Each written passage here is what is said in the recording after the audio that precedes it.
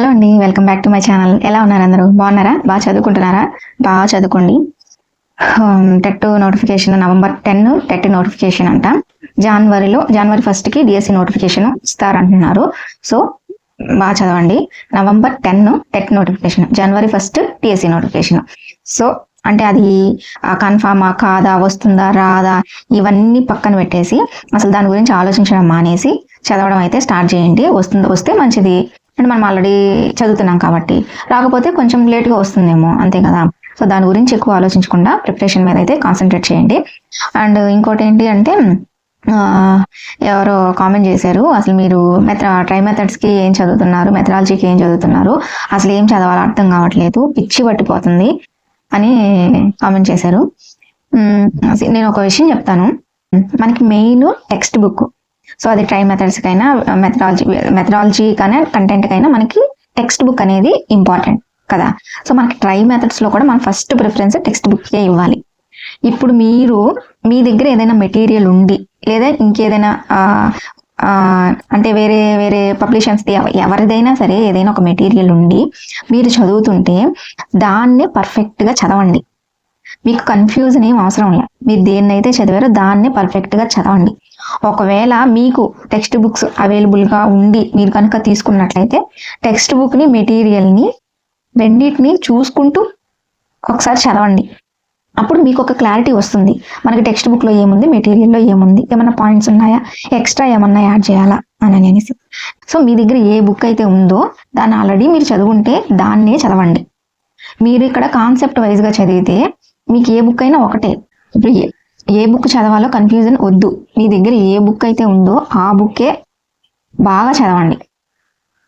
అసలు ఎక్కడ బిట్టు పడుతుంది, ఎక్కడ మనం బిట్టు పడితే పోనివ్వకూడదు అన్నట్లుగా చదవండి. మీ దగ్గర ఉన్న బుక్నే బాగా చదవండి. ఇందులో కన్ఫ్యూజన్ ఏం అవసరం లేదండి. మీరు అంత ఆలోచించాల్సిన అవసరం కూడా లేదు. ఇంకో విషయం, నా దగ్గర ఆ బుక్ లేదే, ఈ బుక్ లేదే, ఇదే బుక్ చదవాలి అని ఏం లేదు. మనకి ఏ బుక్ అయినా సరే దాన్ని మనం పర్ఫెక్ట్గా చదివామా, బిట్టు పోకుండా పెట్టామా లేదా అనేది మాత్రమే ఇంపార్టెంట్. ఓకేనా. ఆబ్వియస్లీ టెక్స్ట్ బుక్కి ఇంపార్టెన్స్ ఉంది. టెక్స్ట్ బుక్ ఉంటే టెక్స్ట్ బుక్కే చదవండి. ఇంక వేరే దేని గురించి ఆలోచించకండి. టెక్స్ట్ బుక్స్ ఎవరికైతే లేవో నేను వాళ్ళ గురించి చెప్తున్నాను. టెక్స్ట్ బుక్స్ లేని వాళ్ళు మీ దగ్గర ఏ బుక్ అయితే ఉందో ఆ బుక్ని పర్ఫెక్ట్గా చదవండి. దాంట్లో బిట్టు పోకుండా పెడుతున్నామా లేదా అనేది ఇంపార్టెంట్. మన దగ్గర ఉన్న బుక్ని మనం యూజ్ చేసుకుందాం, అంతేగాని లేని బుక్ ఎక్కడి నుంచి వస్తుంది. ఒకవేళ మీరు తెచ్చుకోవాలి అనుకుంటే, నాకు ఈ మెటీరియల్స్ అవన్నీ వద్దు, నాకు ఇవి చదివే జాబ్ రాలేదు, నాకు వద్దు అని అంటే మీరు అన్ని టెక్స్ట్ బుక్స్ తెచ్చుకోండి. కంటెంట్ బుక్స్ ఏవి లేకపోతే డౌన్లోడ్ చేసుకొని జెరాక్స్ తీసుకొని మళ్ళీ ఫస్ట్ నుంచి ఫ్రెష్గా స్టార్ట్ చేయండి. ఈ మెథడాలజీ బుక్స్ అంటారా, మెథడాలజీ బుక్స్ మాకు టెక్స్ట్ బుక్స్ అవైలబుల్గా లేవు అని అంటే వాటిని కూడా డౌన్లోడ్ చేసుకొని జెరాక్స్ తీసుకోండి. జెరాక్స్ తీసుకుంటే కొంచెం మనీ ఖర్చు అవుతుంది. సో అవి కూడా పెట్టలేని వాళ్ళు ఉంటారు. సో వాళ్ళు ఏంటంటే ఇప్పుడు నోట్స్ రాసుకునే అంత టైం ఇప్పుడైతే లేదు, ముందు నుంచి రాసుకొని ఉంటే ఓకే. సో రాసుకోలేని వాళ్ళు ఇంకా తప్పదు, ఇంకా కొంచెం మనీ ఖర్చు పెట్టి మనం జెరాక్స్ తీపించుకొని ఎవరికైతే టెక్స్ట్ బుక్స్ లేవో వాళ్ళు చదువుకోవాలి. లేదు టెక్స్ట్ బుక్స్లో మాకు అర్థం కాదు, మాకు మెటీరియల్లే బాగా అర్థమవుతుంది అనే వాళ్ళు కూడా ఉంటారు. సో మెటీరియల్ అర్థమయ్యే వాళ్ళు ఉంటే మెటీరియల్ తీసుకొని మెటీరియల్ని పర్ఫెక్ట్గా చదవండి. అంతేగాని నాకు దగ్గర బుక్స్ లేవే అని ఆలోచిస్తూ దాని గురించే టైం వేస్ట్ చేసుకోవద్దండి. మీ దగ్గర ఉన్న బుక్ని బాగా యూజ్ చేసుకొని చదవండి. అండ్ ఇవాళ నాకైతే మార్నింగ్ కొంచెం లేట్ అయింది, 10:30 అలా అవుతుంది. సో ఇవాళ నేను 6th క్లాస్ కంప్లీట్ అయిపోయింది కదా, 7th క్లాస్ స్టార్ట్ చేస్తున్నాను. నేను బయటకు వెళ్ళి వచ్చిన తర్వాత నాకు అస్సలు చదవాలనిపించలేదు. సో నేను చదవలేదు కూడా. అందుకే ఇప్పుడు నైట్ కూడా త్వరగా పడుకున్నాను. నైట్ కూడా అసలు ఏం చదవలేదు. సో ఇప్పుడైతే 7th క్లాస్ స్టార్ట్ చేశాను. అక్షరం చదువు విశిష్టత వచన కవిత. అక్షరం చదువు విశిష్టత వచన కవిత. అక్షరం చదువు విశిష్టత వచన కవిత. రావినూతల ప్రేమ కిషోర్. మాయా కమ్మలి. ఇది ఒక జానపద కథ. మానవ స్వభావం. కలువ కొలను సదానంద. చిన్న శిశువు. శైశవ వర్ణన పద కవిత. తాళ్లపాక అన్నమయ్య. మర్రి చెట్టు. సహానుభూతి స్వాగతం. త్రిపురనేని గోపీచంద్. పద్య పరిమళం. శతకం నైతిక విలువలు. పద్య పరిమళం నైతిక విలువలు. శతకం శతకవులు. ఇక మన విశిష్ట ఉత్సవాలు ఉపవాచకానికి వచ్చేసి సిరిమానోత్సవం, కొనిదల మేరీమాతోత్సవం, కోటప్పకొండ ప్రబల తిరునాళ్ళు, రొట్టెల పండుగ, అహోబిలం పార్వేట ఉత్సవం, లేపాక్షి ఉత్సవాలు. సో ఇవన్నీ చదవాలి. అక్షరం వచ్చేసి రావినూతల ప్రేమ కిషోర్, మాయాకంబలి, కలవకొలను సదానంద, చిన్న శిశువు, తాళ్లపాక అన్నమయ్య, మర్రి చెట్టు, త్రిపురనేని గోపీచంద్, పద్య పరిమళం, శతకవులు. ఈ పాఠం యొక్క ఉద్దేశం అక్షర జ్ఞానం అందించిన ఆది గురువు అమ్మ ఆమెను గౌరవిస్తూ అక్షరం యొక్క గొప్పతనాన్ని తెలియజేయడమే ఈ పాఠం యొక్క ఉద్దేశం. ఇవి రావినూతల ప్రేమకిషోర్ యొక్క కవి పరిచయం. రావినూతల ప్రేమకిషోర్ ప్రకాశం జిల్లాలోని కొండపి గ్రామంలో జన్మించారు. వీరి తల్లిదండ్రులు మరియమ్మ, అంకయ్యలు. శ్రమవద్గీత, అజమాయషి, నీసి, రెక్కల పుడిమి, ఇంకు చుక్క, నిశ్శబ్ద గాయం, టామీ, కళ్ళందిబ్బ మొదలైన రచనలు చేశారు. వీరు రాసి నటించిన అనేక నాటికలకు రాష్ట్రేతర ప్రదేశాల్లో ఉత్తమ అవార్డులు, ప్రశంసలు లభించాయి. ఈ పాఠ్యాంశం నలుగురు మౌదాం అనే కవితా సంపుటిలోనిది. ఈయన రచనలకి నేనేం పెట్టుకున్నానంటే కోడు రావినూతల ప్రేమకిషోర్ కదా. నేనేం పెట్టుకున్నానంటే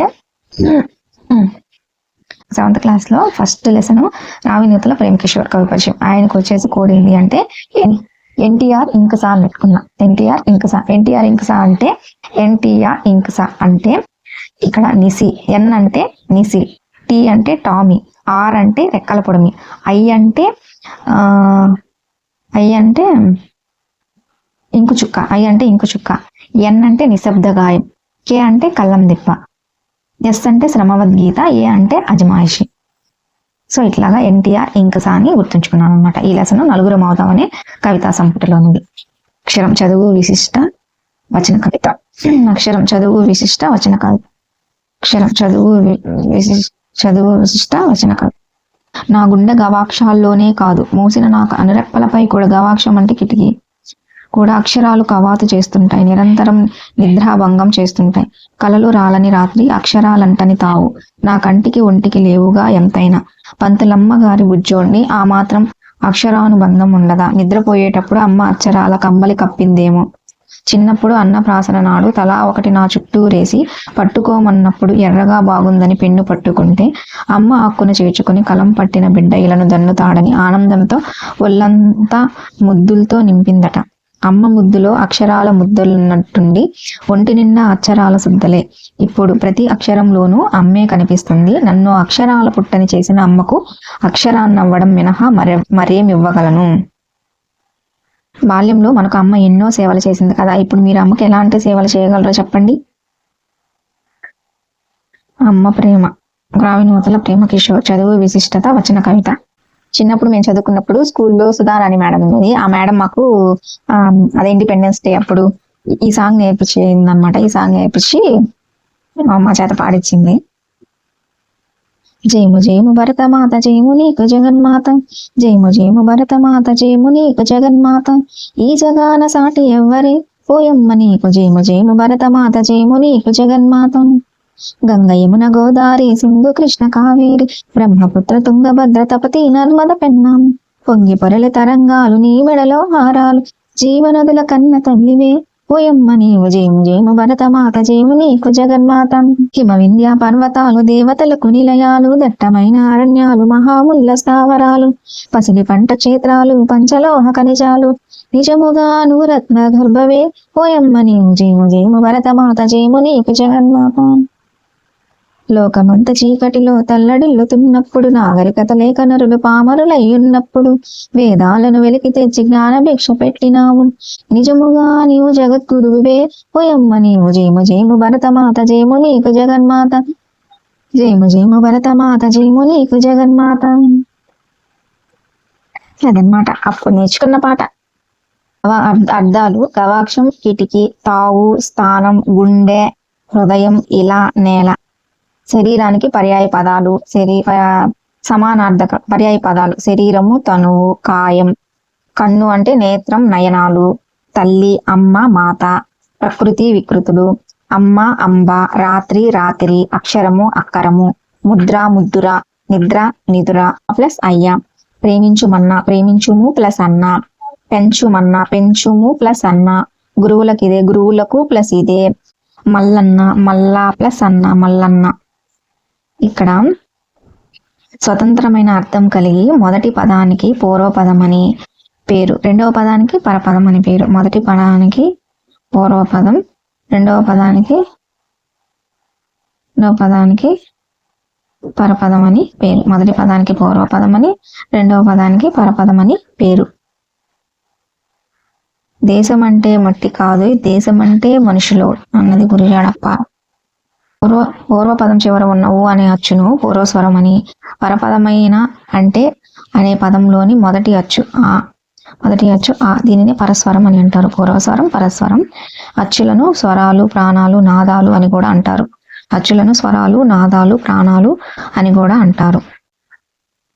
ప్రపంచమందు, ప్రపంచము ప్లస్ అందు, వారంతా, వారు ప్లస్ అంత, వారంతా. కృష్ణుడు అతడు, కృష్ణుడు ప్లస్ అతడు. దుర్యోధనుడు, దుర్యోధనుడు ప్లస్ ఎక్కడ, దుర్యోధనుడు ఎక్కడ.